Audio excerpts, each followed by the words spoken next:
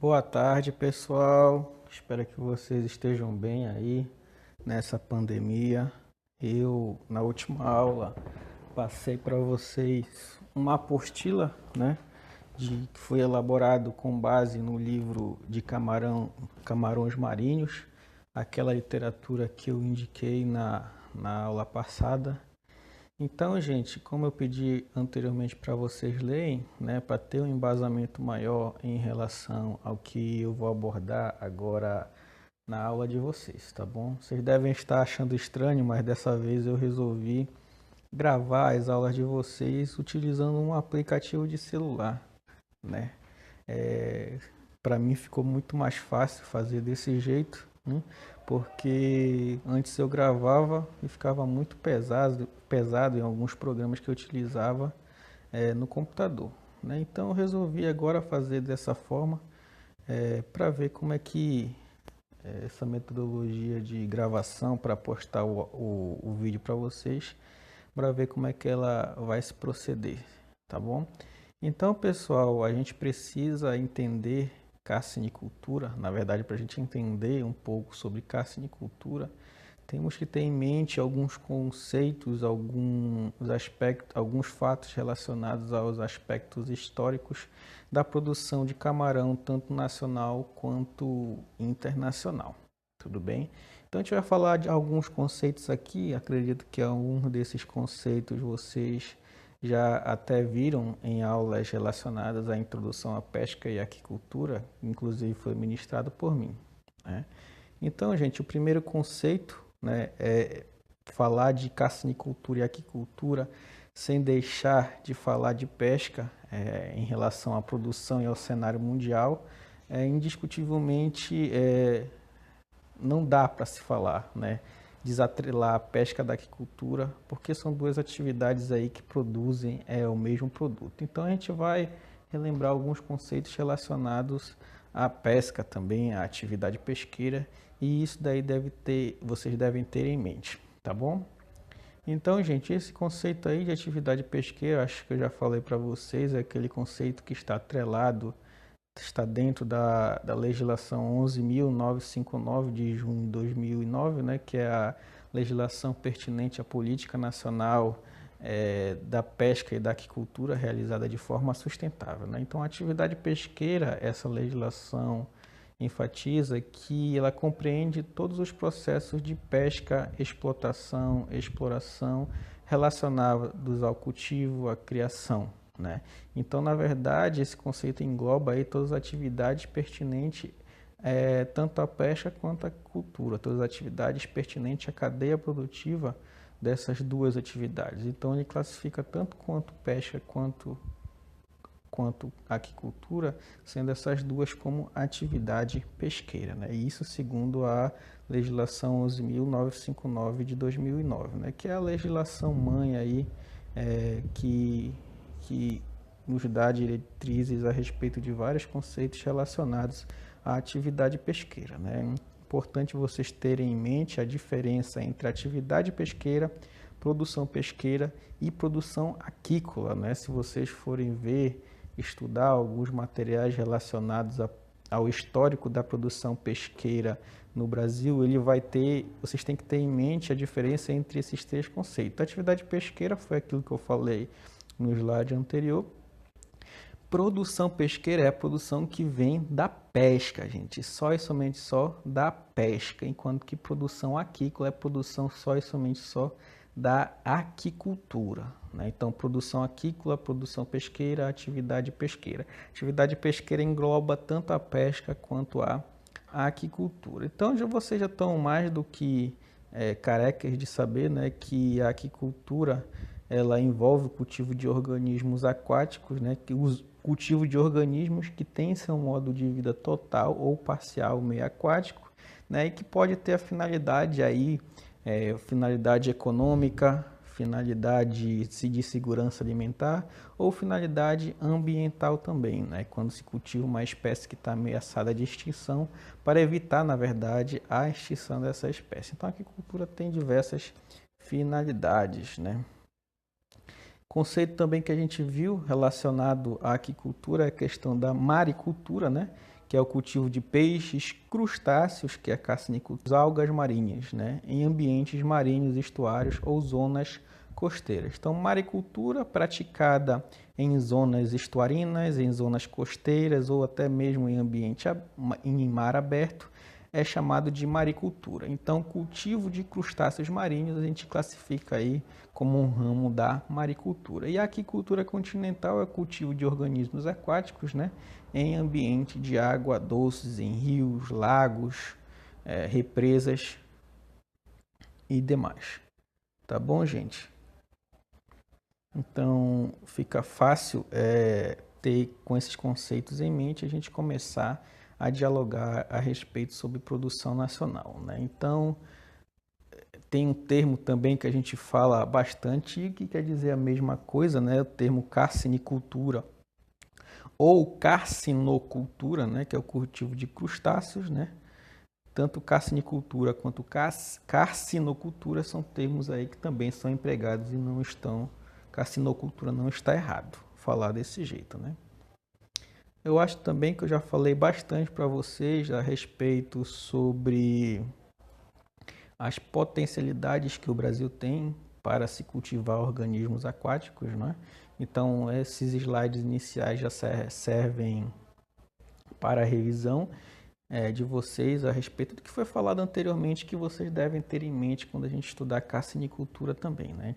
Mais tarde a gente vai ver alguns slides referentes à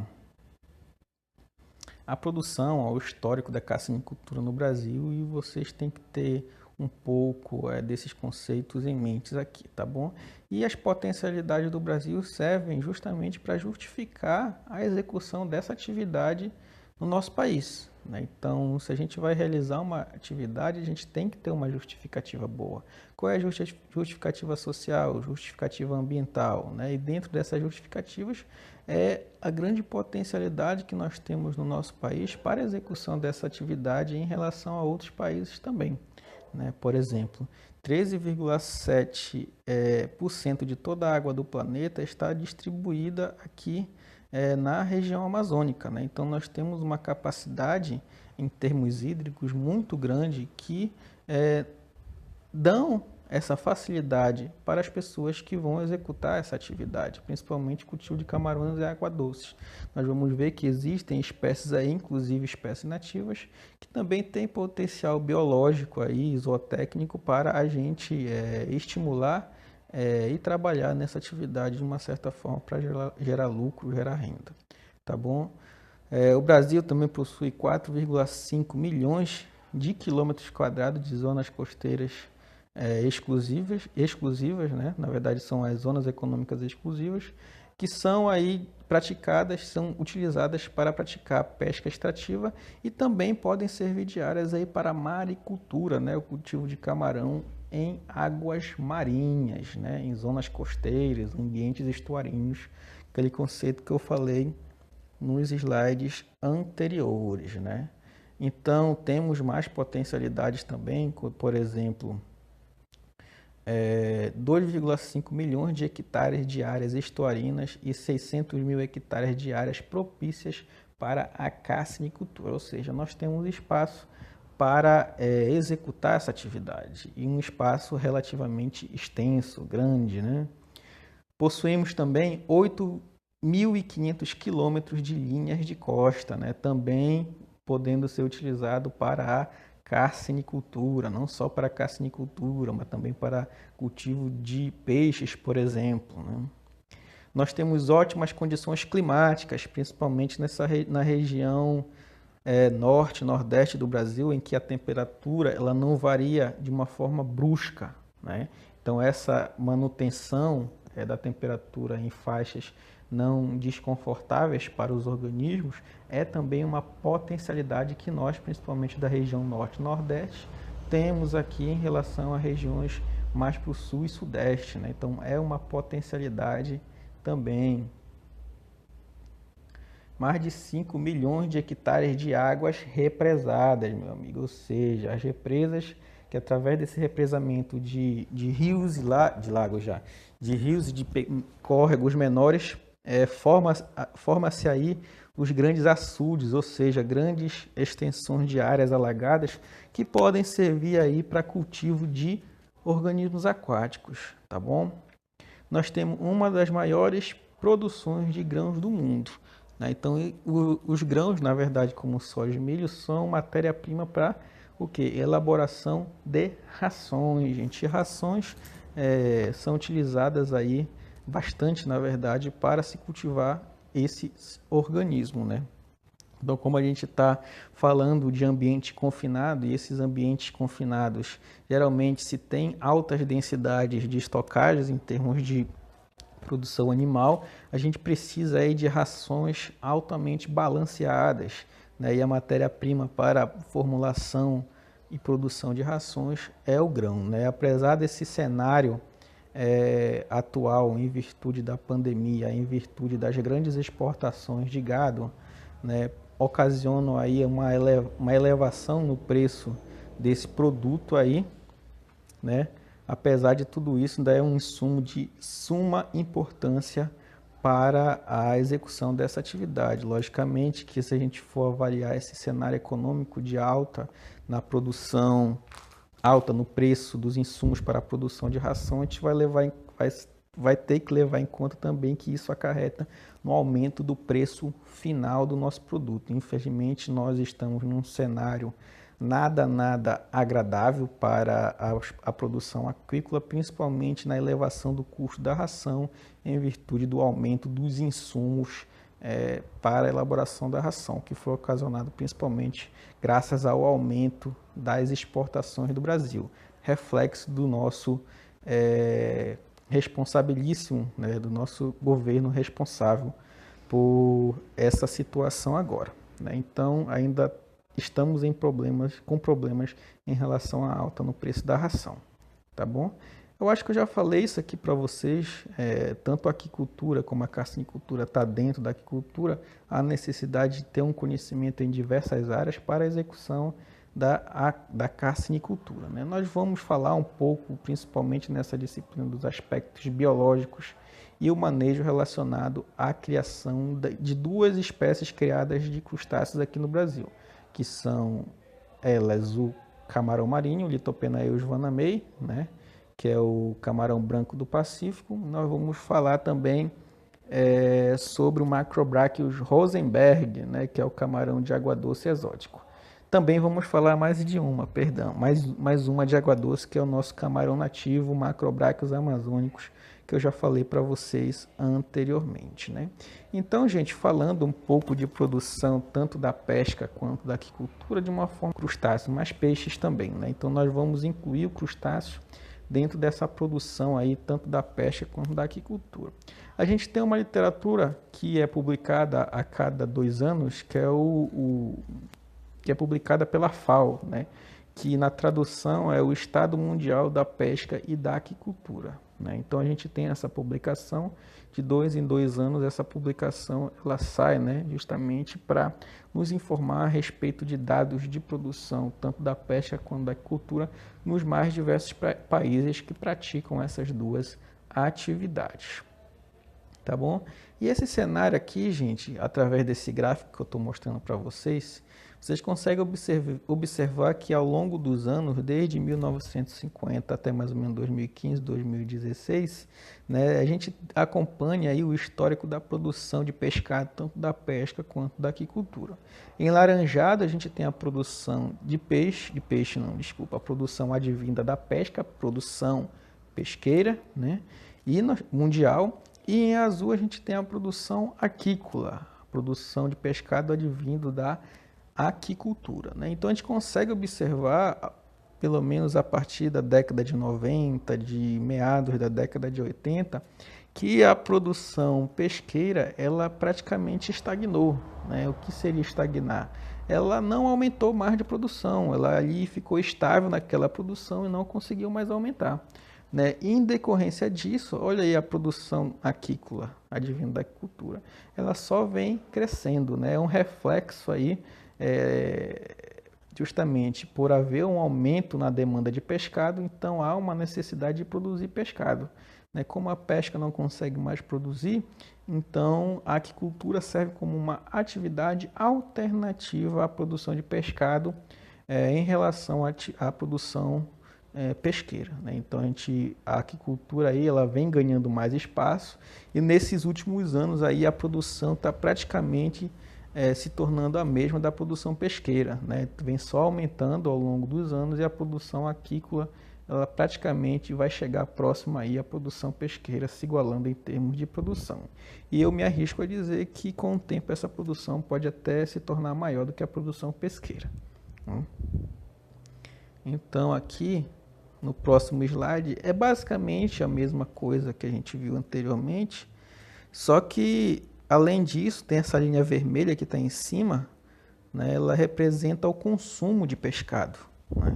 Então esse consumo de pescado, na verdade, ele só vem crescendo, né? Então esse alto consumo de pescado aí, ele é um consumo que vem crescendo e há necessidade aí de abastecer esse consumo de pescado e como a pesca não consegue produzir mais, não consegue extrair mais, a agricultura vem como uma alternativa em relação a esse alto consumo de pescado, tá bom?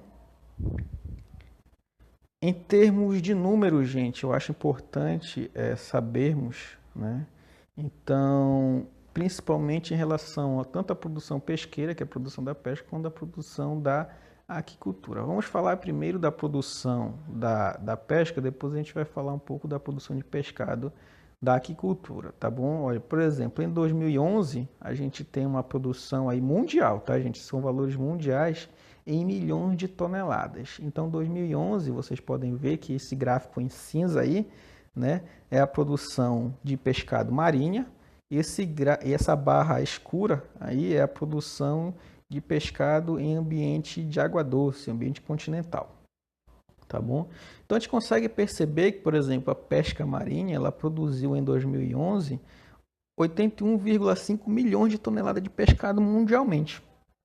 Se tu for ver isso agora em 2016, essa produção diminuiu, de 81 diminuiu para 79, isso falando de pesca marinha. De pesca de água doce, 10 milhões de toneladas em 2011 e 11,6 milhões de toneladas em 2016. Então a gente percebe aí, no caso da pesca marinha, até mesmo uma diminuição da produção de pescado, né? Isso falando mundialmente, né? Então a gente percebe que o cenário de produção advindo da pesca ele é um cenário de estabilização, né? Pegando esses últimos anos de 2011 até 2016. Tá bom? E eu peguei esse gráfico e coloquei em cima dele a população mundial. Então esse gráfico basicamente é o mesmo gráfico anterior que a gente viu, só que eu coloquei em vermelho aí a produção mundial. E essa produção mundial em 2011 até 2016, vocês percebem que ela é uma linha decrescente, né? Então de 2011 tinha 7 bilhões de pessoas mundialmente, em 2016 agora tem o quê? 7,4 bilhões de pessoas no mundo, e isso acarreta o quê? Um aumento no consumo de pescado mundial. Então a gente tem aí, dentro desse cenário de produção, um contingente de pessoas que vem constantemente crescendo e isso acarreta um aumento de consumo mundial. Então a gente tem que levar em consideração aí as pessoas que consomem esse produto. A gente está falando aqui de pesca e população mundial, né? Logicamente que é difícil falar de produção pesqueira e logicamente que isso está incluído também a produção de camarões, né? Quando eu falo de produção pesqueira, está incluído a produção de crustáceos. Não é diferente quando a gente fala de crustáceos também, né? Então isso ocasiona porque de um tempo para cá, né, pelo menos a partir da década de 80, há um aumento de esforço de pesca, entretanto a natureza não consegue repor na mesma velocidade que o homem retira da natureza, né? Então isso é uma conta que não está equilibrada, se tira mais do que a natureza consegue repor e isso vai ocasionar na diminuição dos estoques pesqueiros. Por isso que esse gráfico aqui mostra justamente a estabilização da produção pesqueira mundial, tá bom? Pesca e aquicultura, só falando aqui da produção, né? Desde 2011 até 2016 a aquicultura continua crescendo, onde em 2016, olha aí, a aquicultura chegou mundialmente a produzir 80 milhões de toneladas em 2016, enquanto que a pesca mundialmente produz em torno de 90,9 milhões de toneladas, ou seja, a aquicultura aí ela vem crescendo. Perceba que em 2011, olha aí, a aquicultura com 61,8 milhões de toneladas.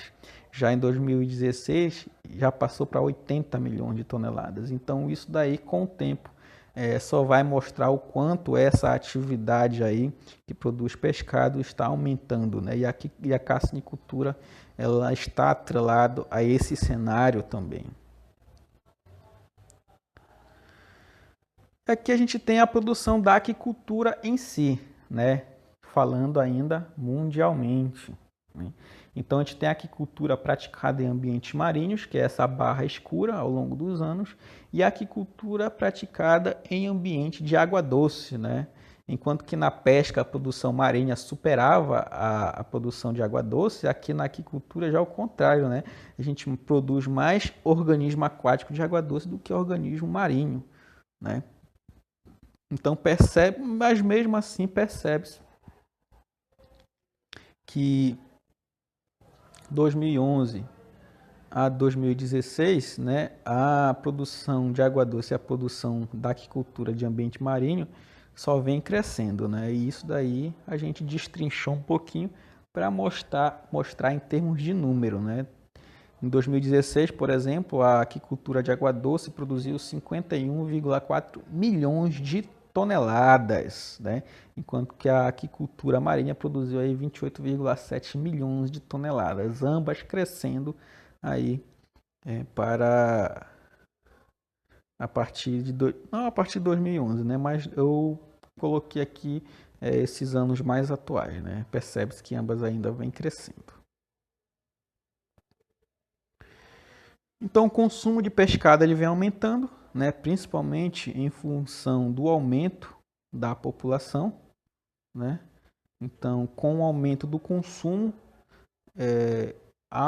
no caso, o aumento do consumo foi ocasionado pelo aumento da população. E o que é legal de saber também é que nessa barra alaranjada a gente percebe que há uma diminuição do desperdício de alimentos, né?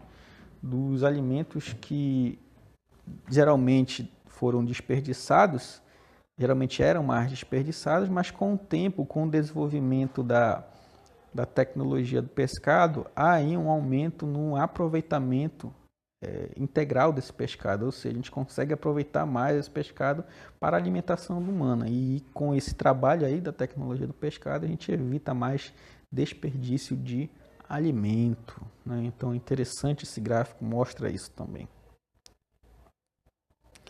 E aqui, pessoal, eu postei para vocês aqui também falando de aquicultura mundial, né? Um gráfico aí que mostra o aumento da produção da aquicultura, mas separado por organismos, né? Eu acabo até colocando aqui, pelo menos no ano de 2016, eu coloquei aqui que da produção total em 2016, né, em torno de 80 milhões de toneladas, 54,1 milhões de toneladas se refere-se à piscicultura, ou seja, à produção de peixe. Em segundo lugar, aí nós temos a produção de crustáceos, a produção de moluscos em termos de tonelada, né? Então, depois da criação de peixe, a criação de molusco vem logo em seguida com uma grande quantidade de produção, em termos de 17,1 milhões de toneladas. E em terceiro lugar, a produção de crustáceos aí, gente, olha aí, ó, onde eles ficam em termos de produção em terceiro lugar com 7,9 milhões de toneladas, né? Só que, apesar de se produzir menos crustáceo do que molusco, o crustáceo ele tem um valor maior, né? O que ocasiona, que tem como consequência que ele fica em segundo lugar em termos de geração de recurso financeiro, né?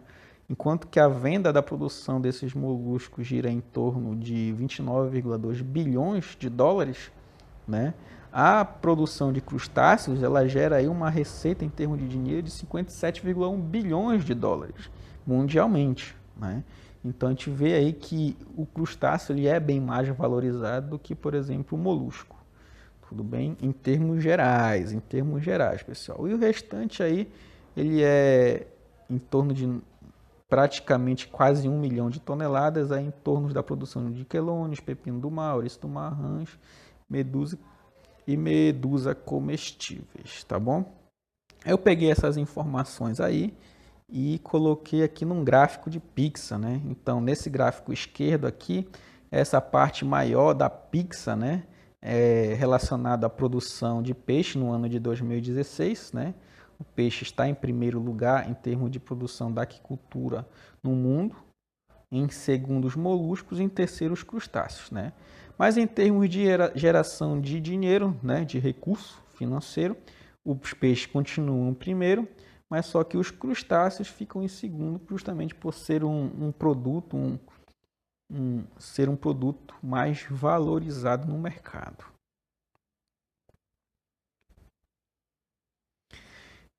Em termos agora de produção, tanto da pesca quanto da carcinicultura mundial, a gente percebe aí pelo menos até o ano de 2020 que há um aumento dessas duas atividades aí, principalmente com um aumento na taxa de crescimento da carcinicultura, né? Em 1970, por exemplo, há aí um termo de aproximadamente 9 mil toneladas mundialmente de crustáceos. Hoje nós temos aí praticamente 1.200.000 toneladas de crustáceos produzidos advindos da carcinicultura, né? Então, a partir da década de 70, a produção pesqueira de camarão era 120 vezes maior do que a da carcinicultura, né?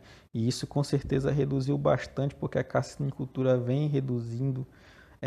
Então, olha aí, na década de 80, houve um problema aí com a carcinicultura da década de 80 para a década de 90, não houve um aumento muito significativo, principalmente relacionado na década de 90, relacionado à produção de crustáceos, porque teve-se aí, além do aumento da produção pesqueira, um surgimento de epidemias virais na década de 90, o que ocasionou aí um aumento não tão significativo, pelo menos na década de 90, a respeito dos crustáceos advindos da carcinicultura. Em relação aos crustáceos, gente, mais cultivados no mundo, né? O crustáceo mais cultivado no mundo é o Penaeus vanamei, né? Ele é mais cultivado no mundo e mais cultivado aqui no Brasil, né? O camarão marinho, Penaeus vanamei ou Lithopenaeus vanamei, que é uma espécie de crustáceo marinho altamente rústico, né? Ou seja, tolerante ao manejo, e que se deu muito bem nas condições climáticas aqui no Brasil, né? Além de ser a espécie mais produzida no mundo, é a espécie mais produzida de crustáceo aqui no Brasil também. Aqui também nós cultivamos o gigante da Malásia, né? Que é o Macrobrachus rosenberg, né? Que mundialmente ele representa só 3% da produção de crustáceos no mundo, segundo a FAO 2018, mas também é cultivado aqui no Brasil, né? E no Brasil a gente também vai falar um pouquinho na aula de vocês, principalmente em relação a uma espécie nativa que é o Macrobrachus amazônicos, né? Então, mundialmente, o Penaeus vanamei, né, ou vanamei para os mais íntimos, mundialmente, em relação à produção de crustáceos em 2016, ele representou aí 53% da produção de crustáceos mundialmente, né? Então, tá aqui a foto do Penaeus vanamei, né, que é o nosso camarão mais cultivado no Brasil. A carcinicultura no Brasil ela aumentou muito de produção, principalmente após a introdução dessa espécie na criação de crustáceos aqui no Brasil, né? Então, graças à inserção do Penaeus vanamei no Brasil, houve um aumento aí significativo de produção dessa espécie aí, principalmente na década de 90. E também tem a espécie que é cultivada aqui, que é o Macrobrachus rosenberg, né, que é o camarão de água doce, também bastante cultivado aqui. Logicamente que a produção dele em comparação ao do Penaeus vanamei é bem inferior em relação a essa espécie, tá? Mundialmente também tem o Penaeus monodon. O Penaeus monodon foi tentada a inserção dessa espécie no Brasil, mas ele não se adaptou bem às nossas condições climáticas, né? E essa lagosta também, que é bastante cultivada no mundo, né? No Brasil não temos aí dados da produção dessa espécie aí de crustáceos, mas mesmo a Ovanamei, ao gigante da Malásia, e em menor expressão ainda o Macrobrachus amazônicos, né?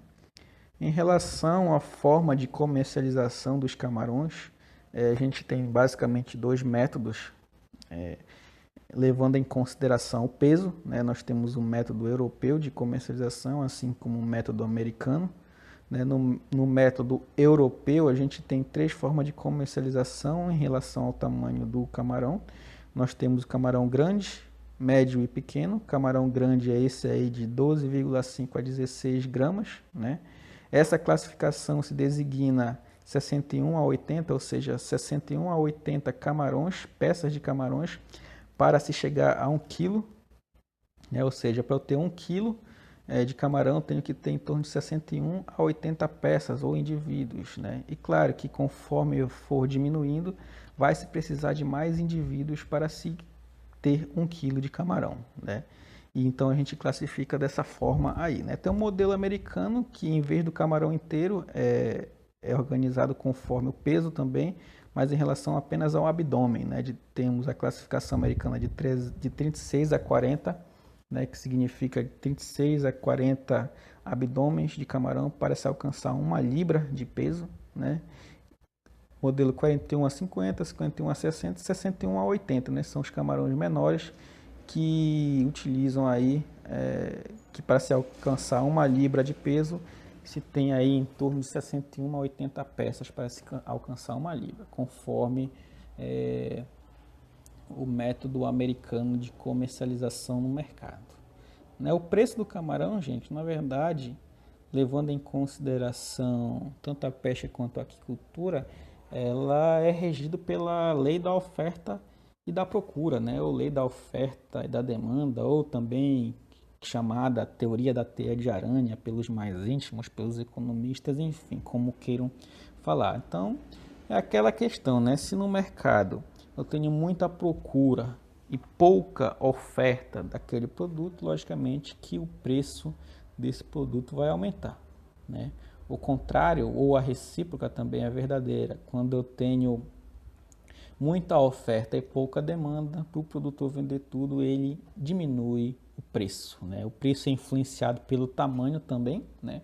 Os camarões maiores, eles possuem maiores preços, né? E os camarões menores, eles têm menores preços. Então, tem essa questão do tamanho influenciando aonde no preço. Além disso tem a influência do preço do camarão da pesca, que é influenciado principalmente pelo preço do combustível, né? Sabe-se que é utilizado combustível nas embarcações, para as embarcações irem para os pesqueiros e ir lá fazerem a captura do camarão, né? Então, quanto mais combustível, quanto mais caro o combustível, mais o empresário gasta. Quanto mais ele gasta, mais ele aumenta o preço, justamente para cobrir os custos gastos em relação à prática da pesca, que necessariamente precisa de uma grande quantidade de combustível, né?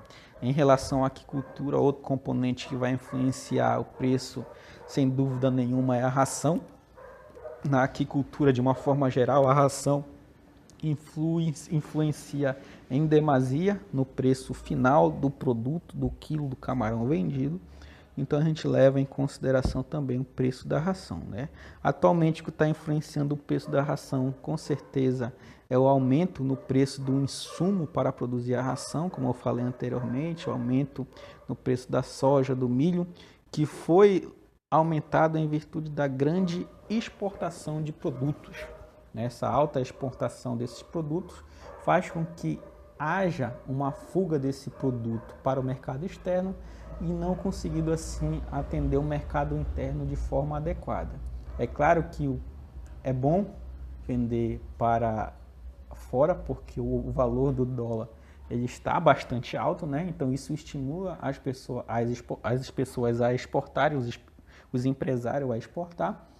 Mas a gente tem que entender que nós temos também um mercado interno que deve ser abastecido. E se não for abastecido de forma adequada, com uma oferta adequada, isso vai ocasionar uma competição por esse insumo, e essa competição por esse insumo, que já é baixo, vai ocasionar aí um aumento de preço desse insumo. Caindo novamente na lei da oferta e da demanda também, né? Então a gente tem essa teoria bastante influenciadora no preço do camarão, né? E nos produtos agropecuários de uma forma geral, né? Na caçanicultura não é diferente também. E aqui, pessoal, a gente tem as formas de comercialização, né? O camarão ele pode ser comercializado inteiro ou só o abdômen, que é chamado de cauda aí, né? Ele pode ser comercializado inteiro seco, inteiro cru congelado, inteiro cru resfriado, cozido, cru, comercializado cozido, resfriado, cozido, congelado e comercializado vivo também, né? Assim como a cauda dele pode também ser comercializado, né? Essa cauda é o camarão descabeçado, né? Então ele pode ser cru, cozido, limpo, empanado, cru congelado, cozido congelado e assim sucessivamente. Logicamente que dependendo do nível de processamento, o preço também vai ser diferenciado, né? Quanto maior o grau de processamento e beneficiamento, maior o preço do produto no mercado, tá bom?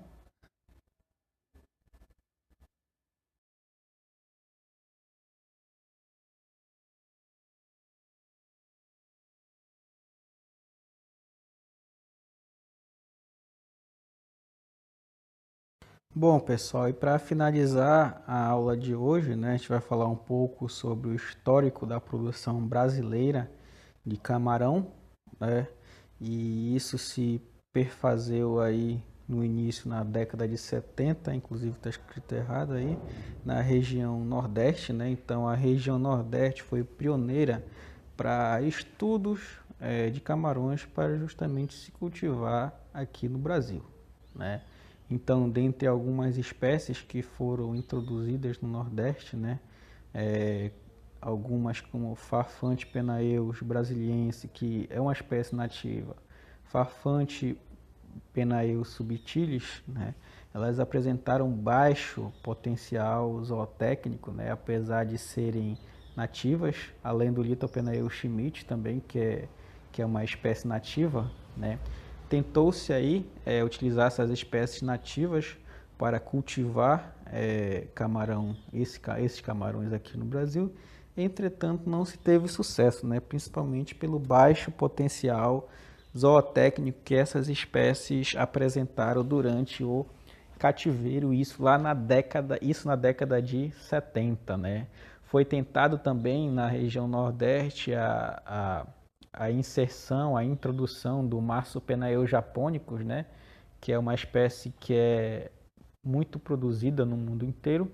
Entretanto, não se teve sucesso porque ela teve problemas com salinidade, né? Então eram baixas demais as salinidades, a quantidade de sal na água, né?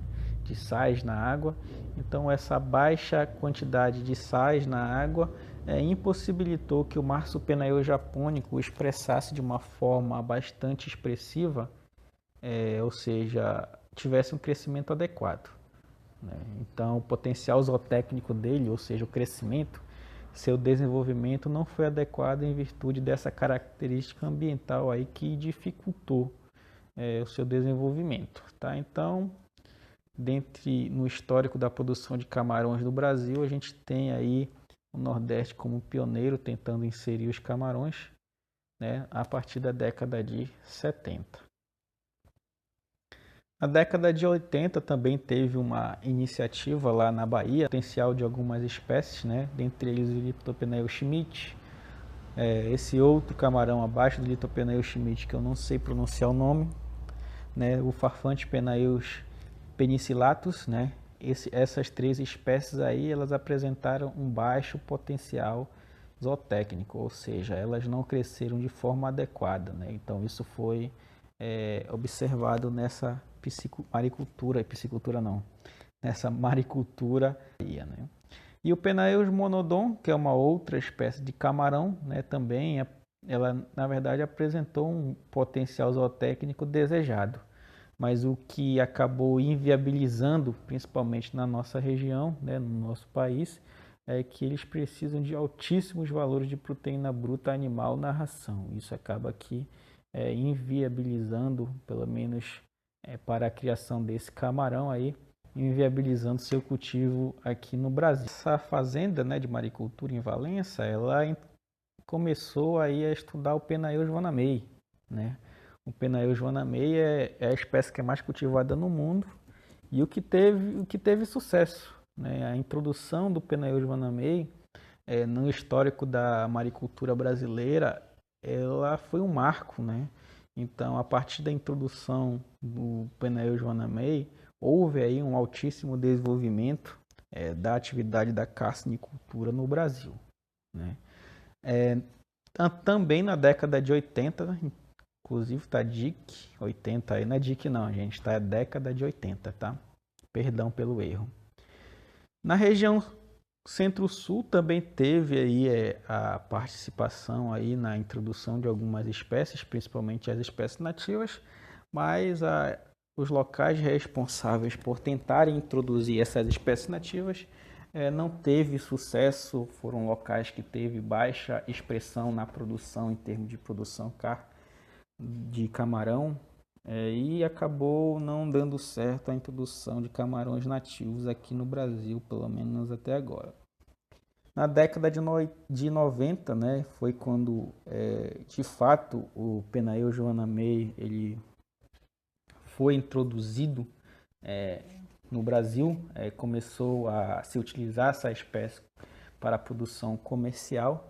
Então esse marco na introdução dessa espécie no Brasil fez com que a produção brasileira saltasse de 350 kg por hectare por safra, né, para 1.200 a 1.400 kg por hectare por safra. E a partir daí só aumentou. Claro que teve alguns momentos que houve algumas epidemias virais que basicamente atrapalharam a produção dessa espécie, mas ela veio acabando que aumentando de volta a sua produção depois de superada essa problemática, né?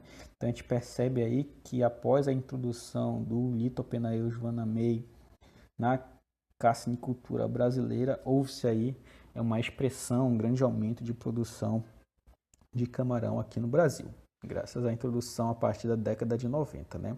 Além disso, alguns fatores que estimularam aí o desenvolvimento da carcinicultura no Brasil, eu pontuei alguns deles, né? A partir desse momento houve um aumento de consumo doméstico de camarão, aquela questão, o mercado anseia por um produto, né? E isso acaba que estimulando os produtores a inserir-se nessa atividade, né? Então esse daí foi um dos motivos que proporcionou o aumento da carcinicultura no Brasil, né? Na época houve a proibição de algumas importações de camarões, né? Então não poderia, o Ministério do Meio Ambiente embargou a importação de camarões, a compra de camarões de outros países, e isso fez com que fortalecesse aí os produtores locais a produzirem esse camarão. Aí, então, com o aumento da demanda, os carcinicultores acabaram sendo estimulados a produzir mais, né? Então, estimulou aí o aumento de produção no Brasil na época, né? Houve o aumento também na época do número de laboratórios que produzem pós-larvas. Esse aumento de número de laboratórios também estimulou, porque há necessidade de se ter uma grande quantidade de pós-larva de camarão para poder iniciar o cultivo, né? Então, sem uma quantidade significativa de pós-larva, não haveria a possibilidade dos produtores engordarem os camarões para, no final da produção, venderem, né? Então, sem formas jovens, né, que são essas palavras, não teria como, na verdade, aumentar a produção de camarões, né? Não teria como a carcinicultura se desenvolver aqui no Brasil.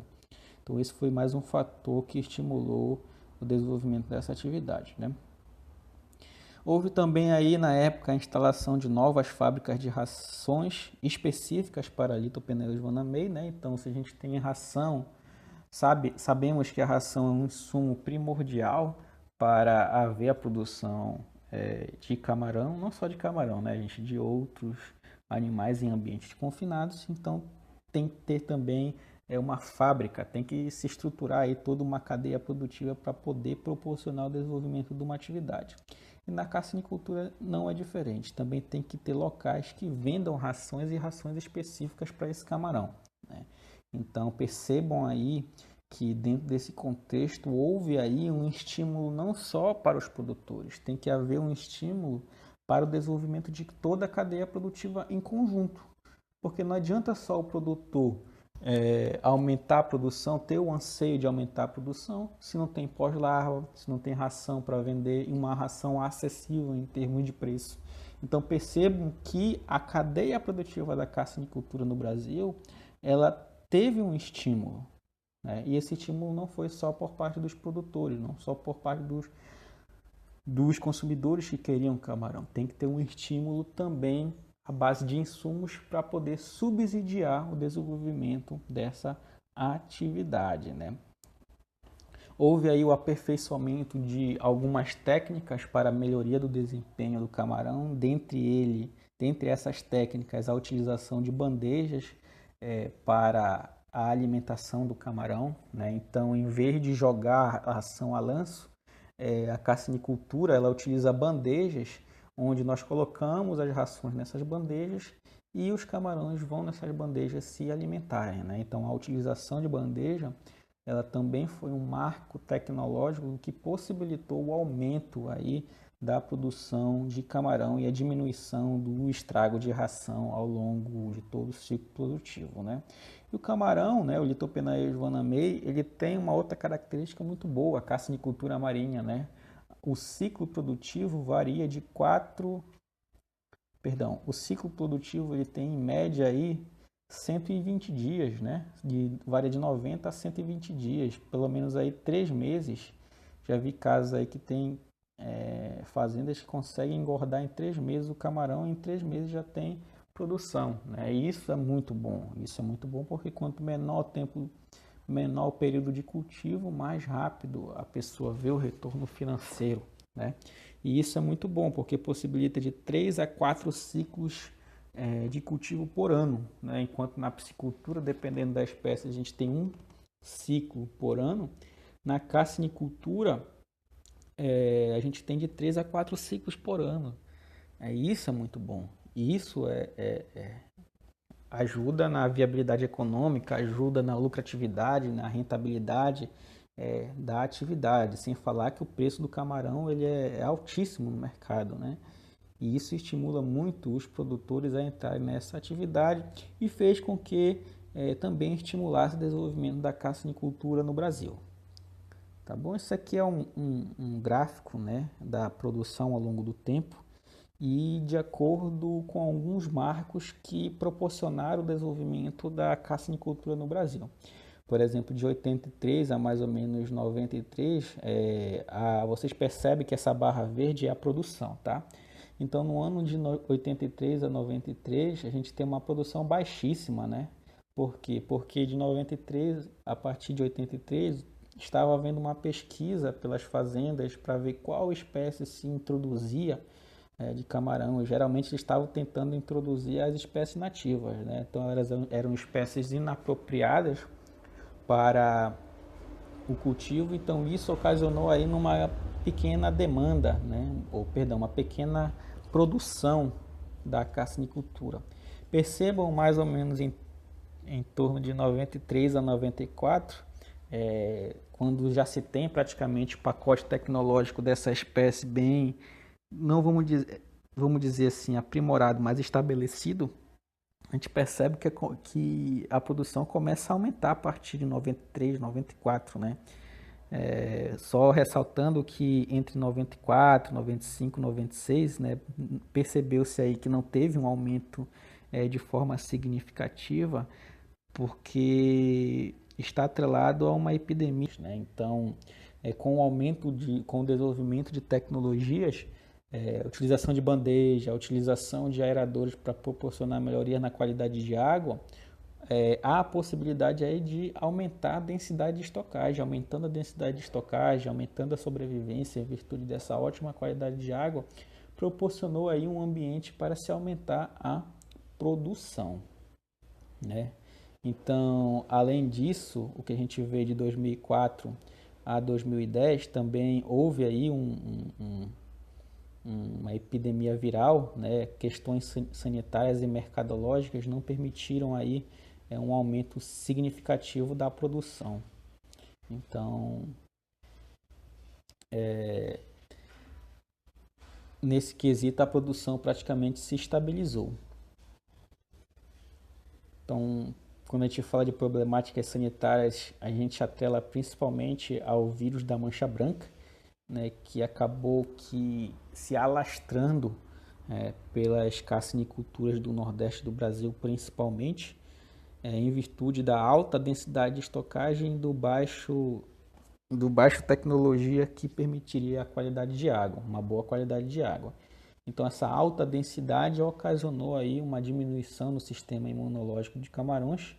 Essa diminuição no sistema imunológico de camarões ocasionou aí a proliferação, a disseminação do vírus da mancha branca ao longo das fazendas de carciniculturas no Brasil, no Nordeste do Brasil principalmente, né? E falando um pouco de tendências tecnológicas, né? Atualmente se está produzindo, né? Em diferentes sistemas de cultivo, dentre eles o bioflocos. Acho que vocês conhecem o bioflocos, né? A gente utiliza bactérias dentro do tanque para melhoria da qualidade de água. Essas bactérias são utilizadas aí nesse sentido, e tendo uma boa qualidade de água, a gente consegue aí aumentar a densidade de estocagem dentro de um viveiro, dentro de um tanque de cultivo, né? A utilização de probióticos, são micro-organismos que ajudam, por exemplo, um camarão a absorver de uma forma mais eficiente os nutrientes da ração. Então, essa utilização de probióticos, que são bactérias também, bactérias benéficas que causam aí esse benefício para o camarão, ajudam aí ele ter um melhor desempenho durante todo o ciclo produtivo, né? Também tem aí a utilização de substratos verticais, né? Esses substratos verticais nada mais são do que telas que são colocadas verticalmente nos viveiros, nos tanques, que permitem aí uma maior área para o camarão se consolidar, para o camarão ficar incrustado, uma área aí que permite aí, além da fixação de bactérias para melhoria de qualidade de água, uma maior área que permite maior adensamento, né? Então são tendências tecnológicas que são utilizadas dentro do setor produtivo, que permitem maior produção em menos espaço, em menor intervalo de tempo e utilizando menos ração, né? Talvez aí com o uso de probiótico, né? Então isso daí já está mais do que provado. Que a gente tem uma imagem, né, de tanques que utilizam a tecnologia de bioflocos, né? Vocês percebem aí que tem uma estufa, né? Que estão dentro de uma estufa para controle da temperatura e luminosidade dentro dos tanques. E vocês percebem que tem uma água meio que marrom, né? E isso daí é resultado do bioflocos, né? Então, o bioflocos permite, através dessa grande e intensa aeração, a formação de flocos microbianos que melhoram a qualidade de água e até mesmo servem de alimento para os camarões, né? Reduzindo até aí a oferta de ração, diminuindo os custos com ração. Então, o bioflocos ele tem essa potencialidade. E vocês percebem que tem várias telas aí posicionadas verticalmente, né? Esses daí são os substratos verticais, que além de permitir a colonização de bactérias servem de áreas aí para propiciar maior densidade de estocagem, né? Isso já é uma realidade. No Nordeste a gente encontra muitas fazendas que utilizam essa tecnologia. É claro que essa é uma tecnologia cara, mas que permite o retorno de capital em determinado intervalo de tempo, né? Então, utiliza menos área, né? Utiliza menos área do que, por exemplo, um viveiro de grandes extensões de áreas e possibilita uma boa intensificação na produção, né? A gente consegue produzir bastante nesse pequeno espaço. É a tendência atualmente. Então, pessoal, por hoje é só.